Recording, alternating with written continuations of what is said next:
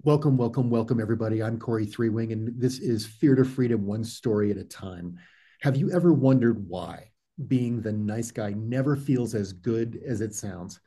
What if consistently pleasing others is the very thing keeping you from feeling seen, heard, and truly alive?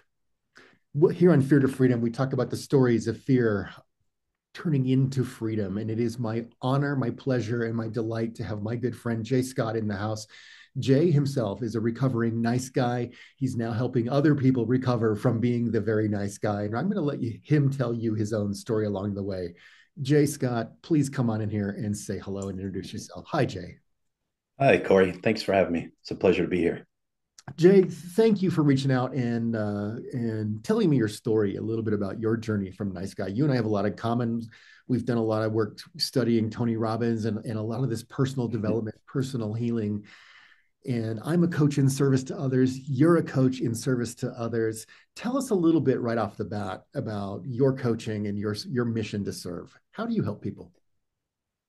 Yeah, thank you. Great question. I believe in this quote from the book Iron John, and it is where a man's pain is where his genius will lie. And I think we've all come into this space based on the fact that we've lived in a place where we didn't want to be any longer. And it's from that context where we spend so much time in it that we become experts in it. Sometimes we become victims of being an expert in it. And sometimes we get to take our lives from victim into the warrior, the person that beats it, at the other time. And I don't know if there's ever a cure to being a nice guy. It's been ingrained in me. I'm 49, so it's been ingrained in me for over 40 years. And these things come up. And what I help guys with now is to realize that the feelings that we have never go away. The storms, as I say, they don't go away. They just don't last very long because we develop the tools to identify it, to understand what we need to do in the face of that fear that you talk about, coming up, and how we get ourselves to take action in that face of fear that really helps propel us to where we want to be. Yeah, yeah. So let's just go back. Let's take one step backwards a little bit for our listeners out there who might be saying to themselves, well, why wouldn't you want to be a nice guy? What is that? Like, what are you it's even a talking? What is this episode about? What are you even talking about? it's a question I get, quite a bit, right? Because of who wouldn't want to be with the nice guy, right? You ask a woman if you're interested, in dating them, they say, well, I really like a nice guy. And there's a difference between being a nice guy and being a good guy. A good guy, is somebody we all aim to be, right? But a nice guy is somebody that I define as being an anxious, fear-driven person who doesn't feel like he's good enough just as he is. And Oh, from that, he pretends to be nice in order to get what he wants. And so in that we lie, we cheat, we cover up, we, live our lives in a way that our outward appearance is nice, right? But inside we really struggle with that feeling of not being good enough. And it drives every conversation, every emotion, everything that we do in life is driven by this. How do I present myself to the other person so that I can be who they need me to be versus who I am? Because it feels unsafe to be who I am. right.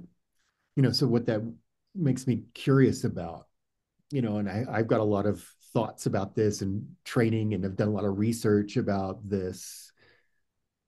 But the underlying belief about somebody who believes they have to be nice to get something is probably because they've got some sabotaging identities like I'm not good enough, I'm not capable, I don't deserve it, I'm not worthy, I don't belong, I'm not significant, those kinds of things. Am I right? You are right. Yeah, a lot of it starts, generally it happens with the men that I work with somewhere along the path in childhood, but it doesn't have to be limited to childhood. It could come from a breakup, where somebody gets cheated on or things like that. But you go into this, although I will say with that last, if you become cheated on and that puts you into this, there's probably a reconnection to something that happened earlier in your life.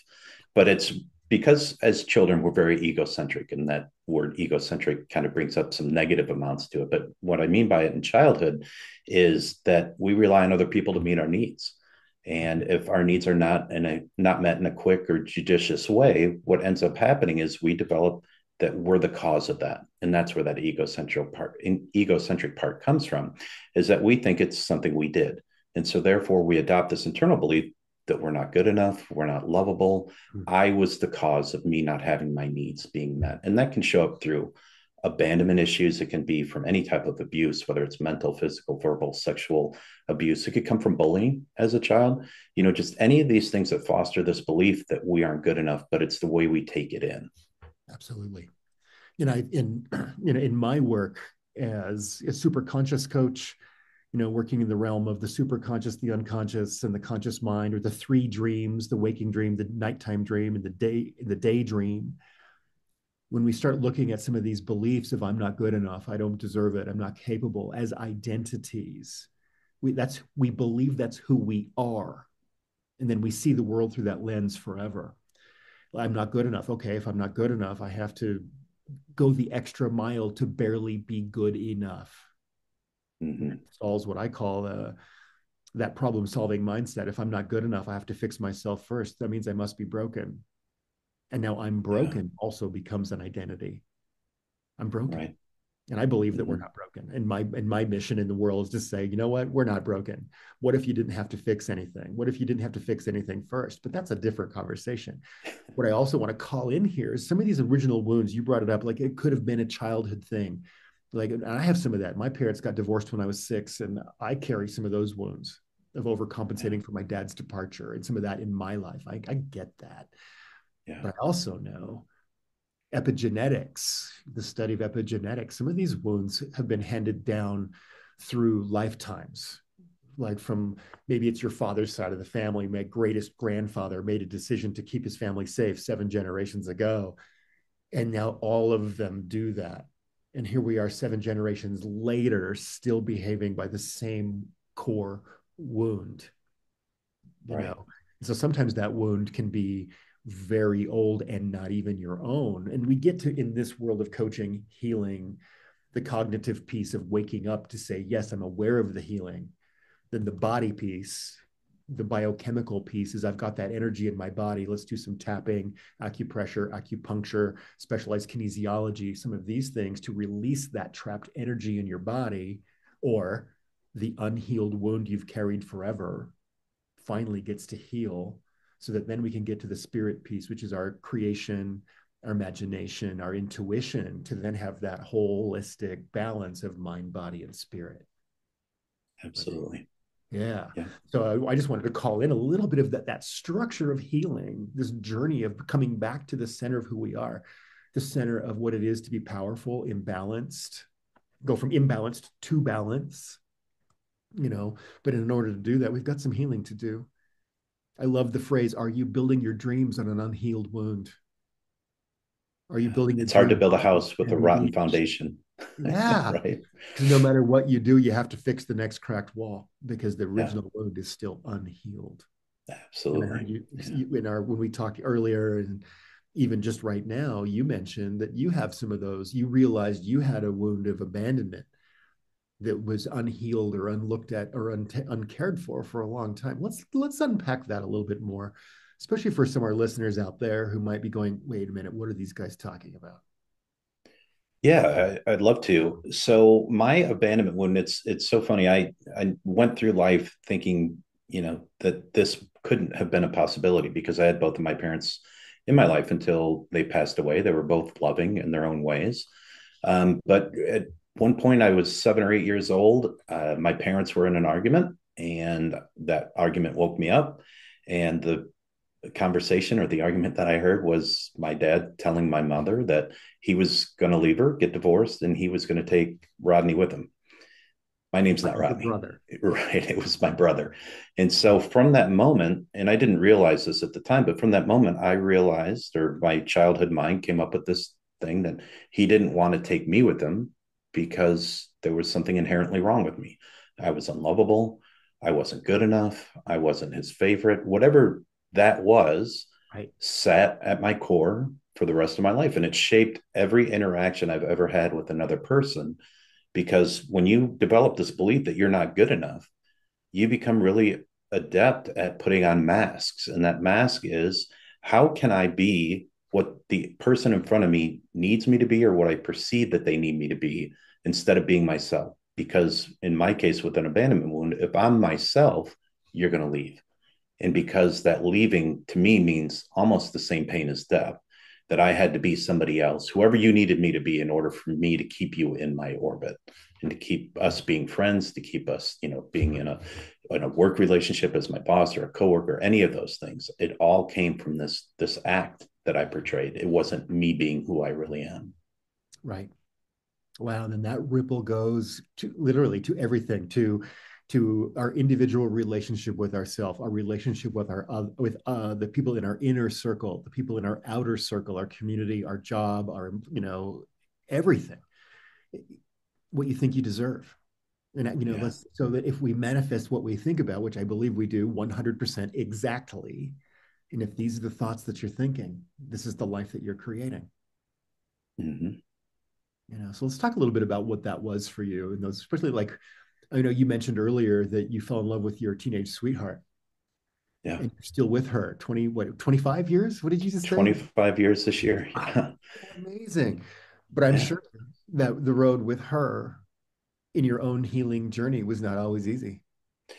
It wasn't easy. And, part of it was, my father was a traveling salesperson, right? So his routine was he'd leave on Sunday, he'd come back on Thursday, he'd get to see him for a short window of time. And in that time, he had that kind of personality. I generally refer to it as some explosive anger, the kind of person where you don't know what kind of mood you can be in until you figure out what kind of mood he's in, right? Oh, And sure. what that told me about myself was that in order to keep the peace, to protect my mom, to protect my brother and sister, that I had to give up my emotional state in order to satisfy his emotional state.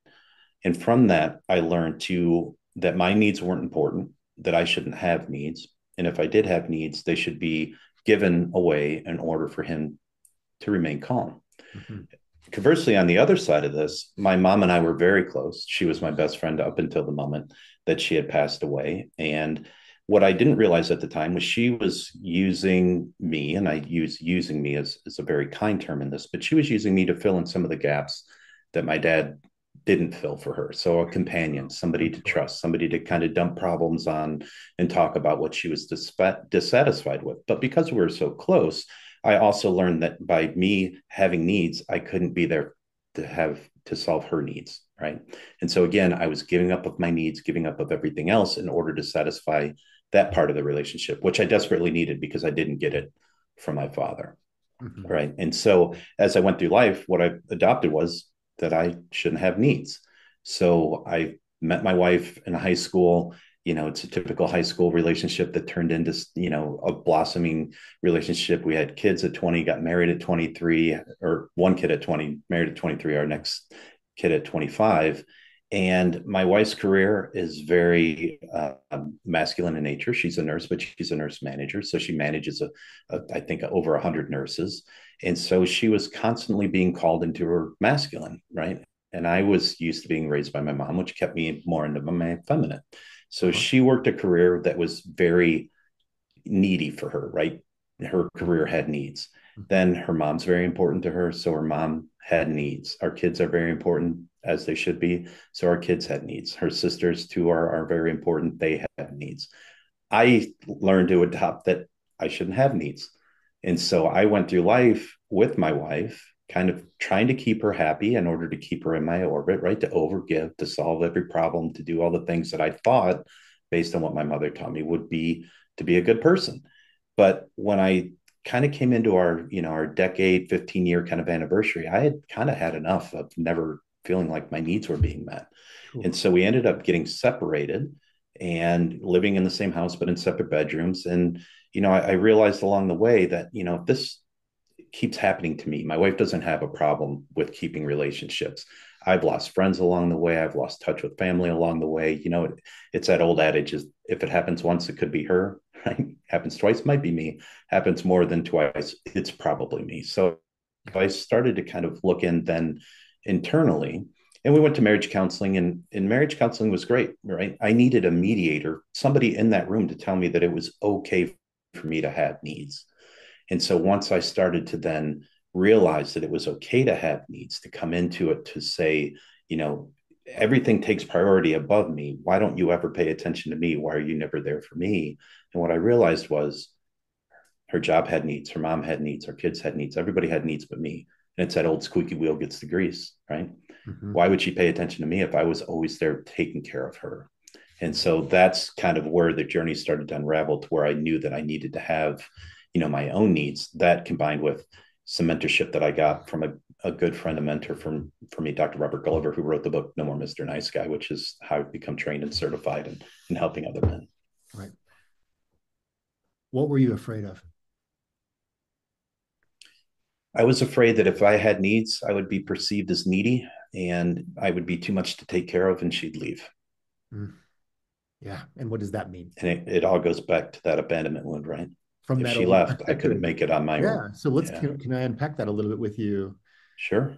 from that vulnerable place, that tender place, that fearful place. If all of a sudden you were perceived as needy and she left you, what would that have meant about you? It would have meant that I couldn't survive, You right? couldn't survive. Because we met so early, I never went through that period of learning how to rely on myself, right? And I've been in sales for 25 years. And so a sales career is very linear at first, and then you get some success, maybe a little failure again, then some success, but it's a variable career. Where Right. hers being in healthcare is kind of stair stepped, right? Like every year you do a little better than you did the year before that. In sales, if you don't perform, you may not have a job. In nursing, you just continue to kind of grow as long as you don't do something that would take away your license. And so I always looked at her as being the provider, even though we were pretty matched along the way. But that fear was if she left, I couldn't make it on my own. I couldn't handle it. Mm-hmm. And it kept me not only locked in what I would call a less than thriving marriage for a long period of time, but it kept me locked in my career. Yeah. I have a story. I live in San Francisco now, and I used to take BART into the city from where I lived. It was about an hour and 40-minute journey. And part of it would be you'd go through Oakland and San Francisco, and there was an overpass. And this is before homeless population got to be as big as it is now. But there was an area underneath this overpass that had homeless tents and people living in campers and different things. And I was in a job that I absolutely could not stand. But every morning as I took the train and I looked out at that homeless camp, I thought, if I left this job, I'll be there in 2 weeks. And so that fear kept me locked into taking, 3 hour plus commute every day, working a job I couldn't stand, dealing with people I didn't want to deal with. But Uh-huh. that fear just kept me locked in because, again, it goes back to that point of if I leave this or if this job leaves me, I can't handle it. And that I can't handle it has been a driver in my life until I Mm-hmm. developed the courage to take that on. Yeah. What about being perceived as needy? Yeah, being, the thing with kind of developing this behavior along the way is you do everything you can in order to appear perfect because you feel like if you're not perfect, then people will leave.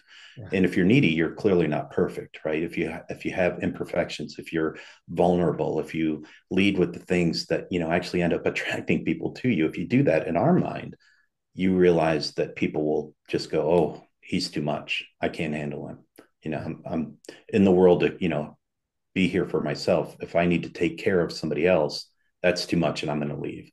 And I Right. always felt like I was too much. Like what I needed was too much. Yep. Well, and I think there's something also about the roles that are handed to us as men to play as provider, winner, hero, the provider, these kinds of things. If we're perceived as needy, we're less than. Yeah, Which is not true. I'm just going to say it right now. That is not true. That's not true. But however, these roles are not explained to us as men, especially as young men. But they're yeah, in every book, movie, perfume commercial, beer commercial. It's everywhere that these are the roles that we're supposed to play as men, and they don't resonate. These roles are not practical. They don't fit anymore. Like in the 50s, a man could make enough money to put all of his kids in college. yeah. That's not a reality today. It's not. I'm seeing in my practice. In fact, I was called to start hosting a men's group right now because so many of our brothers right now have lost their identity with their roles that they're supposed to play, and being perceived as needy is a gut punch. But these It men, is. some of these men, these beautiful men, are some of the most needy people I know. in a great way because they're learning to be sensitive, they're learning to be honest, they're learning to feel their feelings, they're learning that it's okay to stand up and say my feelings matter and my feelings are real, and if I don't do this work, something terrible will happen. Yeah. And that's going to be disease. It's going to be a breakup, a bottom out if we don't do the work that we're here to do. Yeah. And you keep all of that locked inside, and it will create disease in the body. It Yeah. will, because you're not exploring that and letting that kind of come out. And so when you do that, our bodies have a way of regulating regardless of how they get there, right? And sometimes that comes out into disease. And I work with a guy who's 7 years cured of bone cancer. And along the way, when he Awesome. got diagnosed, he said, this is an internal problem with me. Thankfully, he realized it himself. So he avoided chemo. And this isn't by any means advice that I'm giving, but just something that worked for him. But he avoided chemo and really started to work on expressing all the things that he had kept inside. And by luck of God, or whatever you consider that to be, that ended up going into remission, and now he's cancer free. I don't know if there's a direct connection there. Again, it's not my advice that I would give to somebody. I'm just letting you know that this is what transpired in somebody that I worked with's life, and he credits the fact that he stopped bottling everything up and stopped hiding and stopped letting that rule his life. I could give you a list of what would appear from the outside as miracle stories. Yeah.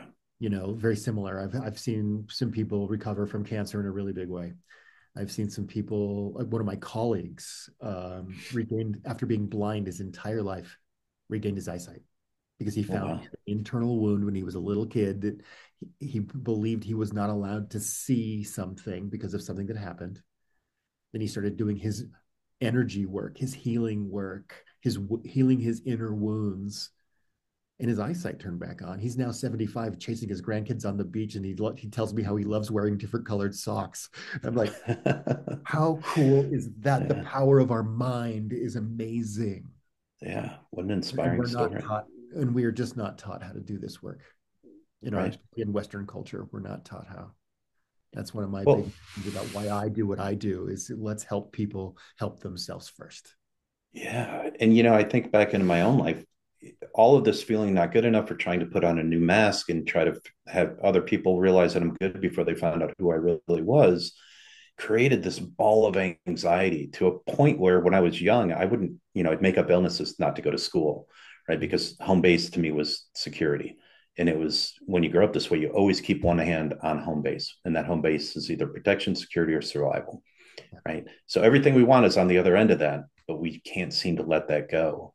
And so to go into school would be a new experience. And there's people there that may see that I'm not good enough. And so that created this ball of anxiety. And I dealt with that almost to a point where I would call it crippling anxiety. But, there was a paycheck that needed to happen. So I had to go out and do these things. But, it was just something that just manifested itself. And if I would imagine, if I didn't get to a point where I could release that and let it go, to where today I rarely feel anxiety, right? But in that time, I couldn't function. Yeah. It kept me so locked into that place. And so I Yeah. can understand how that would, the ability to release that, stomach aches go away. This persistent, pressure that you feel all the time just kind of dissipates once you address it. Mm-hmm. Yep.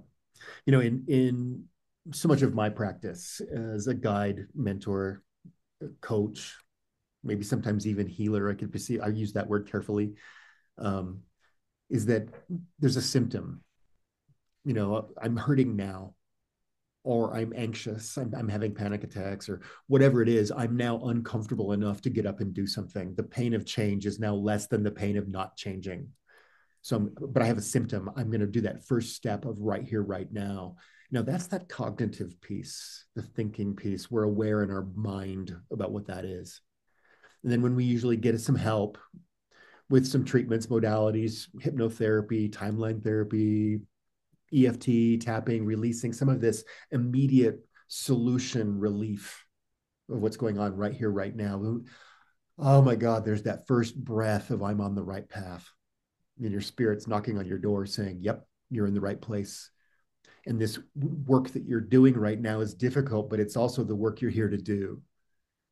I really believe that our spirit and our unconscious mind will never give us anything that we're not capable of doing, because especially our unconscious mind's number one job is to keep us safe. That's what it does.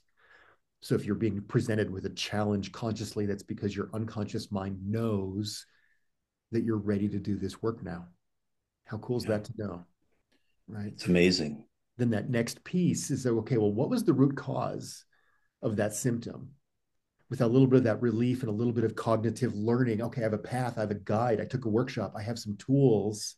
Well, now we can get to the root cause of why I was hurting or stuck or in an old identity of I'm not worthy for so many years. Then that's where the healing of the wound happens, that ancient wound we've been carrying. Then we heal that in the body energetically and we release that. And then that goes into the spirit piece, which is sometimes I'll call that prevention, because now once we've healed the root cause, we're not going to do it anymore. If we turn prevention upside down, what are you really doing is you're designing the rest of your life with love, That's right. with respect, with passion, with your dreams to come true, your future memories. If we manifest what we think about, let's be really amazingly, lovingly careful and choose what to think about. So in that, Yeah. for me, is are you more conscious of what you're running away from, which is wound oriented, or are you more conscious of what you're running toward? Are you either reacting or are you creating? You can only do one or the other. You cannot do both at the same time. So where are you spending 65 or more percent of your day? Yeah. That's what you're making more of, Yeah. right? So, In my coaching world, as I guide men through, overcoming these behaviors, one of the things that I've worked on, there's two that I want to share with you, but one of the things that I worked on is the untrained mind. And the yeah, untrained mind always reverts back to protection and survival. for And sure. it's automatic. So you don't think about it. It comes very easily to you. The trained mind is, how can I use what's going on to serve me? How can I use what the emotions and the energies and the things that I feel, instead of always just blindly reverting back to protection and survival? What's going on here that I can use to push me to get what I want? And that's what the trained mind is how do we get, this emotion to serve us? And the concept that I've developed to kind of come through that is use feelings and emotions as nothing more than a call to action, Yeah. right? So if somebody's, a lot of guys that I work with, they're not in relationships and they get lonely. And very often what happens is they design the language that they use internally to say, I am lonely. And once you take that emotion on as your identity, it becomes who you are. Mm-hmm. And so we work together in order to stay away from taking that emotion on as your identity. Instead of saying, I am lonely, you say, I'm feeling lonely. Now, the feeling of loneliness is just a call to action to go to be around people. It's Yeah. nothing more than that, right? Mm-hmm. In my life, I dealt with a lot of anger and resentment along the way. And what I've realized is when I feel those emotions of anger and resentment, what it is generally comes down to three things. One, I'm hiding a need. I have a need and I haven't expressed it to somebody. I'm saying yes to something I want to say no to. Or three, and this one's a double-edged sword for me, is I didn't have a boundary and the boundary got crossed. And the reason I call that one as a double-edged sword is I'm mad at myself because I didn't set the boundary. But I'm also upset with the other person because it seemed to me as though it was common sense and they should have known, right? Mm-hmm. But now when I feel that anger, rage, or resentment, I go, which one of these three things am I not doing? Right. And so is there a need that I have that I haven't said? Then let me go say the need. And I'm okay with whatever the outcome is once I say I have the need, because then it's on the other person as to whether or not they want to respect it. If I say yes to something I wanted to say no to, then go back to the person and say, you know what, I really don't want to do this. And very oftentimes that comes up with my wife, and I'll say, this isn't something I want to do.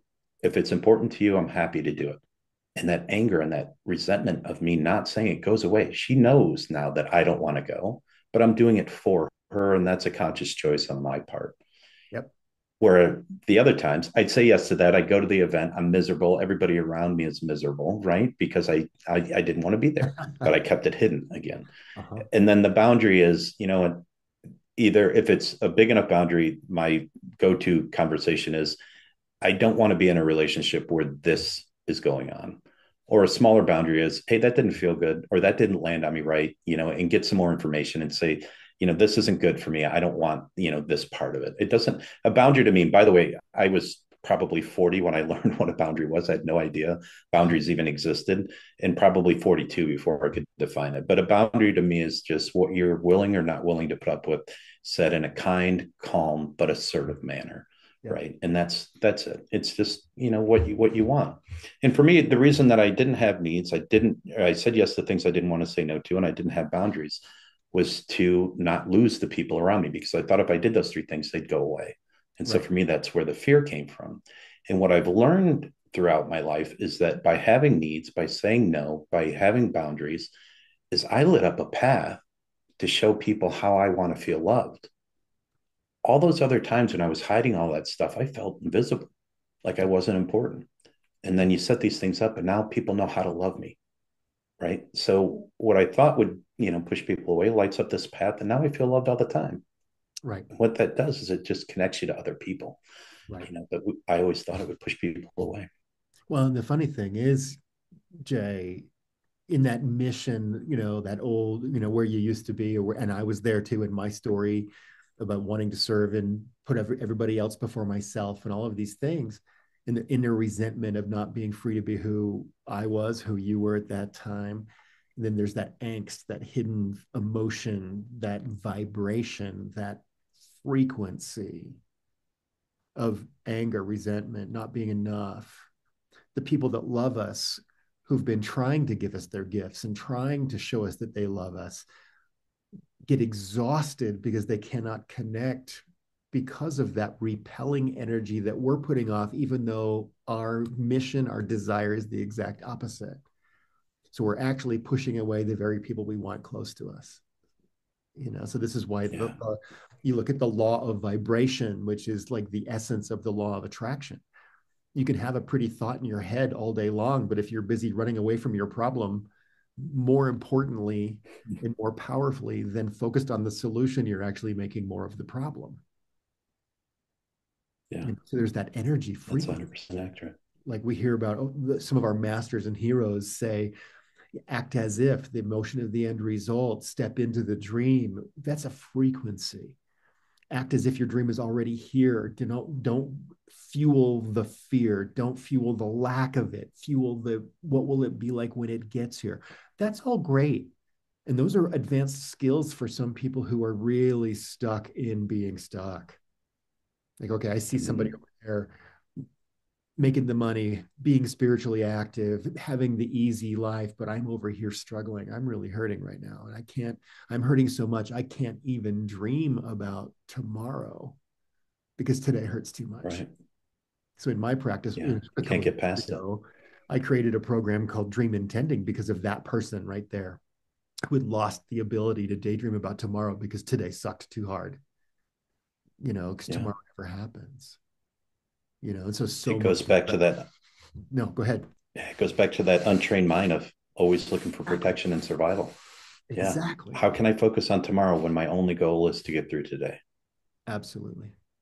So I just wanted to Yeah. call out for those of you out there listening, if you're kind of resonating with some of the stuff that we're talking about, and maybe if you're the one sitting right there wondering what your next steps are, you know, that's what we do. We're here for those steps. So Jay, if there's somebody sitting those shoes that you used to walk in, what was something that they could do right now, like this minute, that would give a little bit of that solution or some instant relief?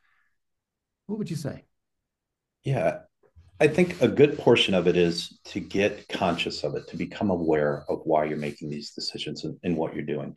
The biggest thing that helped me make immediate impact is find safe, non judgmental people and start revealing yourself to those people.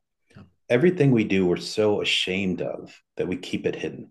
And anytime you keep something hidden, you wrap it in shame, which intensifies those emotions tenfold, if not a hundredfold, if not a thousandfold. And when you start to share those things, again, with safe, non judgmental people, that could be a good friend if you have one. It could be a men's group. I primarily work with men, but no more Mr. Nice Guy and no more Mrs. Nice Girl are the same thing. It's just who we decide to focus on, right? Because if a female is born into this and kind of goes through some of these same things, abandonment, abuse, whatever, We it all do. manifests itself the same way. I just particularly work with men, so that's why it's nice guys. But once you reveal yourself to safe, non-judgmental people, you release the shame. And when you release the shame and you connect with people on a vulnerable level, what you'll find is vulnerability is very inspiring, right? So, vulnerability, when you lead with vulnerability, you inspire other people to be vulnerable with you. And now you have something to connect over. So, again, it's those imperfections, the insecurities, it's being vulnerable that actually work like Velcro, right? We try so hard to be perfect that we create, if you will, use your imagination to think of a ping pong ball. It's perfectly sphere, it's smooth, and now try to put that together with Velcro.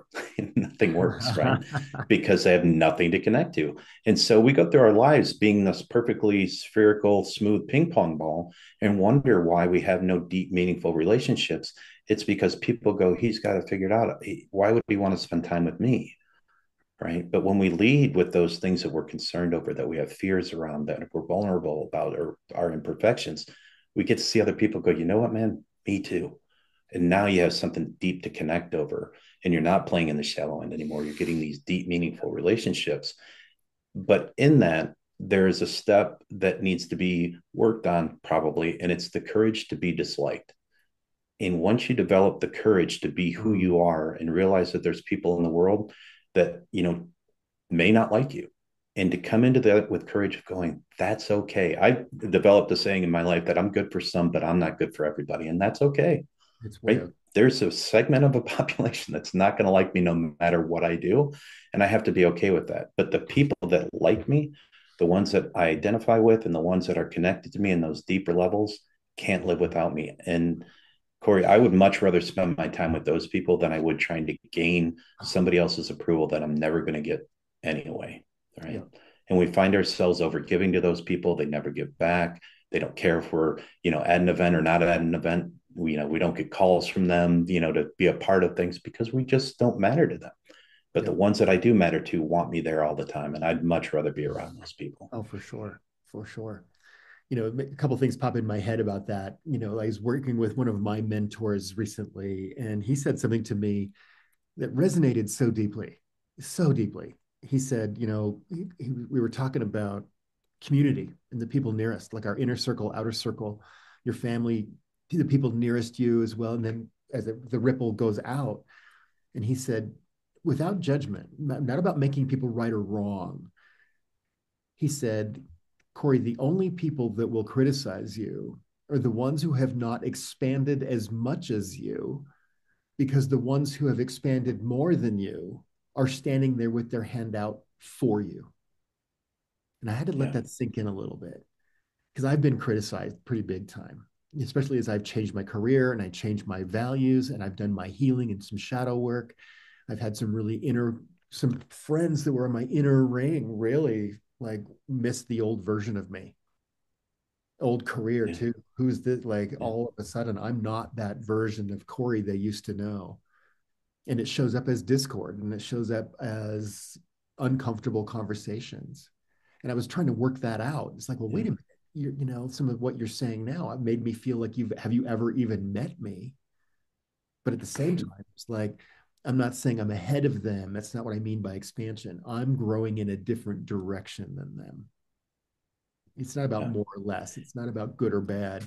It's about I'm just growing and I'm doing something different. And criticism often comes because people are aware of the change. There's something threatening the normalcy of complacency. Like, oh, Yeah. something's changing, something's changing. Oh, I don't like change. And so I wanted to welcome some of that energy in here. It's like as we heal and we grow and we change, the people closest to us may be changing on their own time clock or maybe healing in a different schedule than you're healing, which creates a little discord and it creates difference. And some people that used to be this close might find themselves taking a seat on an outer ring. And it's that, once again, it's the law of vibration, the law of Yeah. frequency. We're changing at a Totally. different time. So once again, it's not taking it personally. Or I give you permission to not like me. 100%, you don't have to like me. Yeah. Yeah. I'm okay with it. Right. It's Yeah. okay. you don't like me. That's fine. Yeah. Tony Robbins gives an example that you're in a pit, and when you start to grow, you're climbing your way out of the pit, and there's people there that will pull you back down, Yep. and there's also people there that'll push you up. Yep. And it's instead of looking at it as a death, if you will, for those people that are trying to pull you back down, you have the opportunity to have a conversation and let people know where you're going and why you're headed there. Stay in that tension, if you will, to Right. see if they, that's their nature to pull people down, but maybe they want the best for you, right? It's worthy of a conversation if you want that person in your life. But at the same time, it's also a great gift that somebody's giving you as their true intentions of where they want you to be. And those are very often people that just want you there for what their needs are. And because you've hidden your needs so long, once you decide to have needs, they don't like it anymore, which meant that they weren't ready to be in your circle anyway, or maybe ever be in your circle. But it's those ones that are pushing you up out of the pit, or the ones that are standing at the edge of the pit, giving you the hand to pull you out. Those are the people that are your raving fans, the ones that are going to be there to guide you through the rest of the phases and to be there with you. They're the ones that you don't have to develop the courage to be disliked because they already like you. It's those other ones that it's a process, but you just better off not having Yeah. that drain around you. Yeah. If you're in a group of people that you're sharing a wounding, you're wound bonded with some people, some of those breakups might be a little harder to do because you're both Mm-hmm. validating being victims together or validating hurting together. And then when we do that, we get a little serotonin, we get a little dopamine, we get some brain chemicals to stay stuck. We suffer because it's familiar. We're going to continue to suffer because we know how to. But then there Yeah. comes a time when that's not sustainable. And like I said earlier, all of a sudden the pain of staying here is more than the pain of changing. And Yeah. that's when we change. One of the things that I've done that I'm not proud of is I have kept some of those people around as almost competition for me, right? Well, I'm doing a little bit better, right? And so Uh, at least I'm not them. And if as long as I kept them around, right, then I always felt a little bit better about myself. And what I had to come to the realization is that was holding me back, yeah. because as long as I was doing a little bit better, then I didn't feel the need to grow exponentially, right? And so, and by the way, going through that process, I always wanted to bring those people along, share the knowledge of the things that I've learned in order to see if they wanted to come up with me too, right? Because I think that's a big part of it is I wanted to be the guy either pushing you up or being the hand reaching down to pull you up, not to just let it go and forget about it until you've identified yourself as somebody who didn't want me to succeed, and then I had the courage to move on from it. But yeah, I remember, a silly analogy, but I would play golf with people that were slightly less good at me because I won all the time. Right. So it made me feel good to win. Right. Well, I'm winning. But what you realize is, and a lot of athletes will tell you this, when you play with people that are at a higher level than you raise your game automatically in order to be better. And it's the same with the people that you want to hang around with. Yep. I love the famous quote: "If you're the most important person in the room, you're in the wrong room." Yeah, exactly. You don't want to be the smartest guy. You have nothing Right. left to learn. Yeah. Yeah, totally. Well, brother, thank you so much for spending some time with me today. I've loved our conversation. I'm sure that we could have many more conversations together in the future and some joint opportunities. For somebody out there who's resonating with you or with me, we're going to have our connector links, websites, and things like that available in the show notes right below. But for those who are listening, driving the car right now, Jay, how do people find you? You can go to my website, which is thepathtointegration.com. Integration or integrated is just moving towards your authentic self, right? So thepathtointegration.com is a great place to find me, to reach out if you want to have a consultation or even a conversation rather, just to see, where you're going at, and knowing that there's somebody there that's been down the road a little bit ahead of you. That's, a Yeah. guiding hand to help you along the journey. Right. Both of our goals, Cory, from our earlier conversation is just to end the struggle, with the people that are going through the similar things that we've gone through, and to provide a light, of where they can get help. So you can reach out to there. Jay at the Integrated Mail is a place to email me, and we can go from there. Awesome. Awesome.